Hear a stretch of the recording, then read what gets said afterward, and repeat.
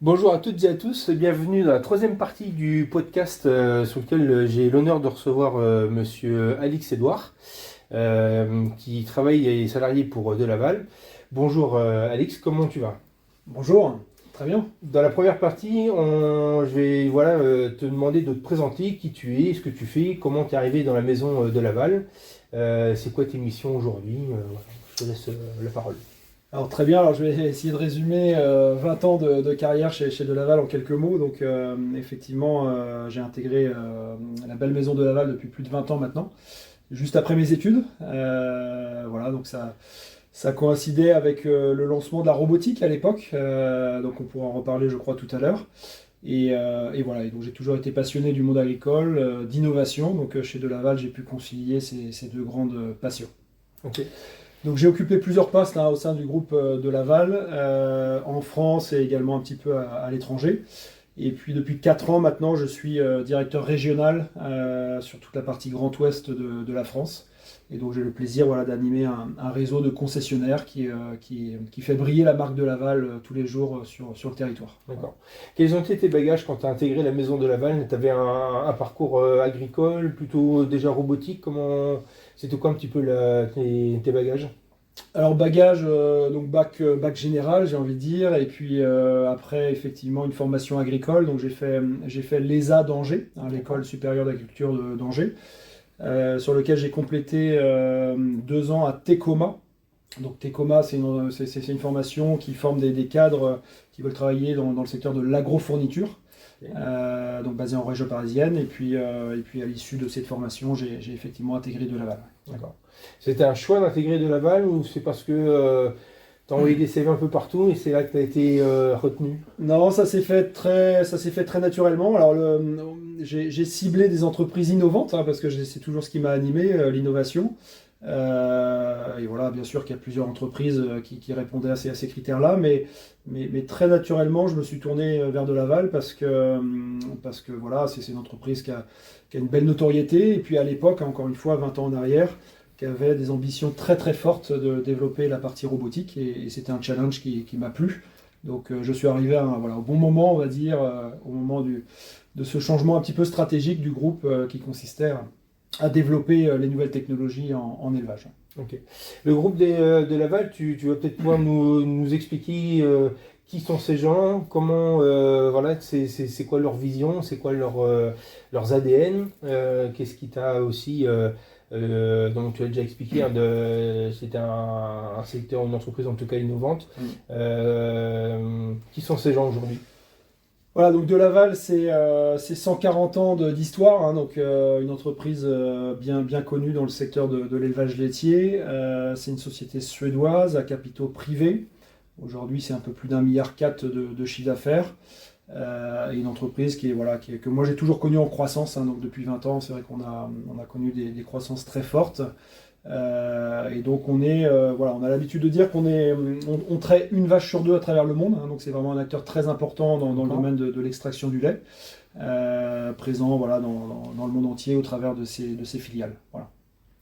Et en termes d'innovation, alors je crois même que j'ai un petit support à vous présenter, mais donc ça c'est De Laval, si on peut le résumer ainsi, c'est-à-dire que c'est une entreprise très innovante. On a plus de 1700 brevets aujourd'hui actifs, dont un peu plus de 500 déposés ces 10-15 dernières années. Donc ça montre bien effectivement la capacité de Laval d'innover.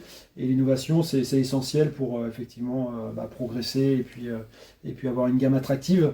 Donc De Laval est vraiment l'entreprise pionnière dans un grand nombre de domaines, que ce soit l'extraction du lait, que ce soit l'intelligence artificielle, je crois qu'on en parlera plus tard, mais voilà, on est vraiment sur des sujets très très innovants et passionnants. Voilà.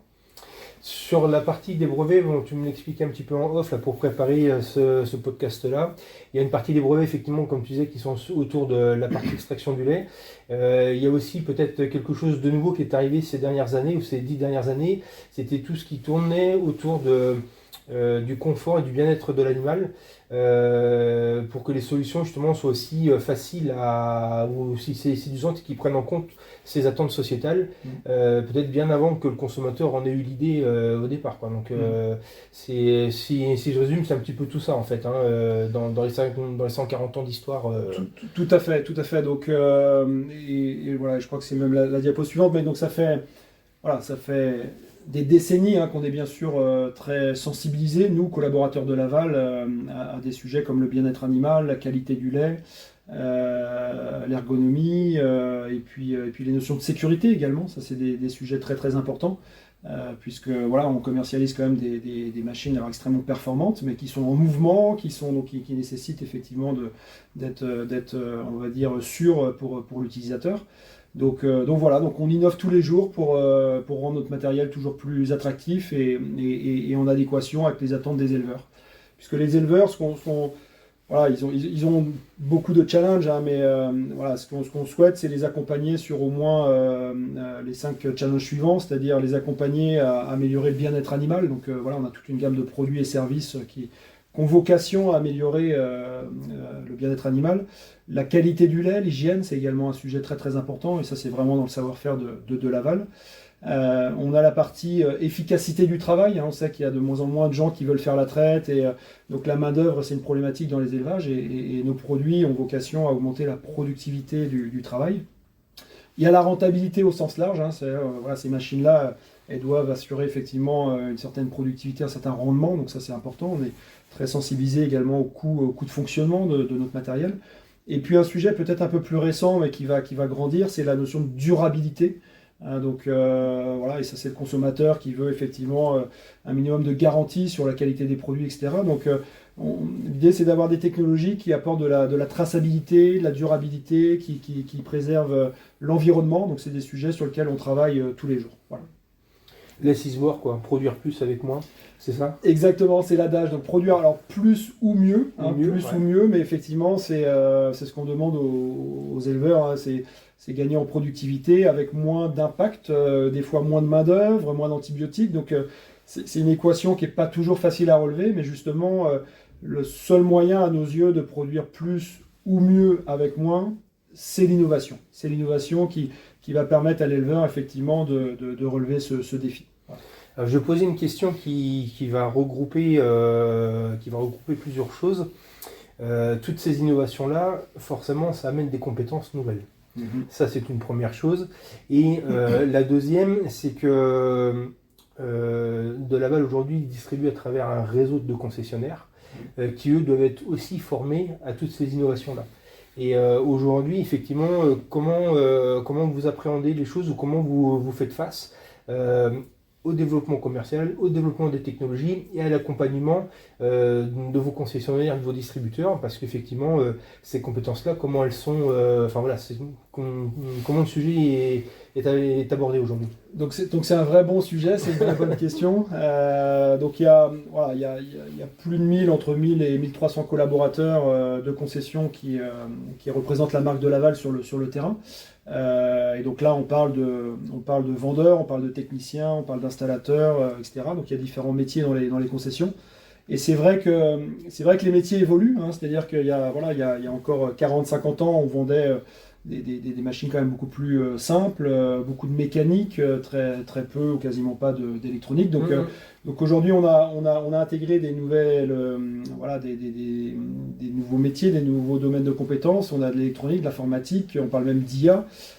Donc ça nécessite effectivement de revoir aussi un petit peu les profils dans les concessions. Donc on a tout un plan d'accompagnement déjà des collaborateurs existants. Bien sûr que ce qu'on veut c'est aider les collaborateurs existants à migrer un petit peu dans leur mission. Et puis on a un plan de recrutement assez ambitieux également pour intégrer ces nouvelles compétences. Donc on a nous-mêmes un centre de formation, donc de Laval a même poussé les murs il y a 1 an et demi parce qu'on est de plus en plus sollicité pour former des gens. Donc on a un centre de formation qui est à la disposition du réseau. Donc on est agréé Calliope, c'est ça. Ouais. Donc on est agréé Calliope, donc ça offre aussi un certain nombre ça offre un cadre en fait et un certain nombre de sécurité sur la qualité de la formation qui est dispensée. Et puis voilà, et comme je vous ai dit, le réseau recrute tous les jours. Hein. J'ai dénombré il n'y a pas longtemps une 150 de mémoire postes qui sont ouverts. Sur tout le territoire. Sur tout le territoire. Sur tout le territoire. Donc voilà, tous les gens motivés, passionnés comme nous par les nouvelles technologies et ou l'élevage trouveront leur place chez De Laval. Voilà. Alors soit à travers le réseau de concessionnaires, mais aussi en interne auprès de Laval même, quoi. Effectivement, on recrute chez De Laval et puis on recrute aussi beaucoup au sein du réseau de concessionnaires. Ouais. Donc on recrute dans tous les domaines, hein. On recrute dans le domaine commercial parce que le métier a aussi évolué. On a des départs à la retraite qu'il faut remplacer, voilà. Donc il y a la partie commerciale qui est très ouverte, très dynamique. Il y a la partie bien sûr installation, monteur, hein. On cherche des monteurs pour pouvoir installer tout ce matériel et puis des gens pour assurer le service également. Et puis il y a un dernier métier, on l'avait évoqué je crois ensemble également, c'est la notion de conseil, hein. On a conscience, voilà, les éleveurs nous ont demandé effectivement de leur apporter des solutions pour mieux les accompagner après la mise en route d'un robot de traite par exemple. Donc on le faisait déjà, mais visiblement c'était pas à la hauteur de l'exigence des clients. Donc on a décidé avec nos concessionnaires en fait de créer un nouveau métier dans les concessions qu'on appelle conseiller en performance. Et ces gens-là ont vocation à gérer finalement la relation client après la mise en route d'une installation.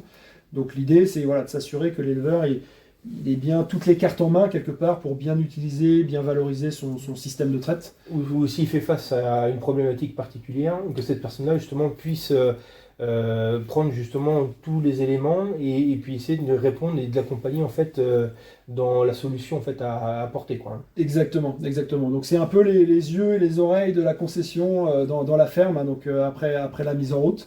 Donc c'est exactement ça. Donc cette personne a vocation à former, accompagner l'éleveur. Et puis, si jamais il y a une problématique particulière, de faire de la mise en relation aussi avec éventuellement des spécialistes. Parce qu'on n'a pas vocation à être vétérinaire, par exemple, mais s'il y a besoin de faire intervenir un vétérinaire, on saura effectivement assurer la mise en relation. Donc, gros investissement dans ce domaine, hein, pour améliorer encore plus l'expérience client. Si les gens ils veulent prendre contact ou qui sont intéressés, c'est quoi les premières qualités que vous attendez? Même si, alors l'idéal ce serait qu'ils les aient toutes, mais... Alors l'idéal c'est qu'ils les aient toutes, mais je pense qu'il faut qu'on soit conscient que c'est pas possible. Mais les qualités premières, c'est avant tout, bien sûr, l'envie de bien faire, l'envie de servir des clients. Donc c'est cet engagement vis-à-vis des clients qui est important à nos yeux. Et après, quelque part, le bagage technique, il s'apprend chez nous, il s'apprend dans les concessions, donc on ne va pas exiger à ce que éventuellement le candidat connaisse parfaitement les vaches laitières ou la robotique. Ça peut s'acquérir. Par contre, il y a quand même un certain nombre de valeurs qui sont importantes à nos yeux, et ces valeurs, c'est effectivement l'envie de bien faire et l'envie de servir les clients de façon réactive, parce qu'il ne faut pas oublier qu'on est sur un métier aussi de maintenance qui nécessite beaucoup de réactivité. Donc ça c'est important d'avoir cette conscience professionnelle et cette envie de bien faire. Voilà. Une dernière question. Aujourd'hui, on parle beaucoup de problèmes sanitaires en fait autour du monde agricole. Il y a eu la grippe aviaire pour la volaille, il y a des problématiques aussi sur le bovin. Est-ce que des solutions effectivement en robot, ou est-ce que l'IA embarquée en fait dans les solutions peuvent prédire en fait certaines choses et peuvent justement anticiper ou essayer d'avoir un cap ou une vision en fait futuriste un petit peu ou prédictive de ce qui peut arriver dans l'élevage. Comment c'est accompagné ça aujourd'hui sur le terrain? Alors j'avais pas préparé la question, donc c'est un sujet vaste, mais c'est passionnant, et bien sûr qu'on est vigilant et sensibilisé à ça.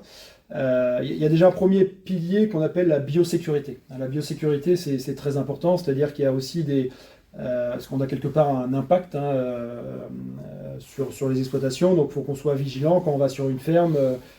Vigilant que le matériel soit désinfecté, de mettre des surbottes, On sait par exemple que les mouches peuvent véhiculer effectivement un certain nombre de maladies. Donc on a demandé à nos concessionnaires il y a quelques mois de ça de mettre en place des protocoles de désinfection également dans les camions.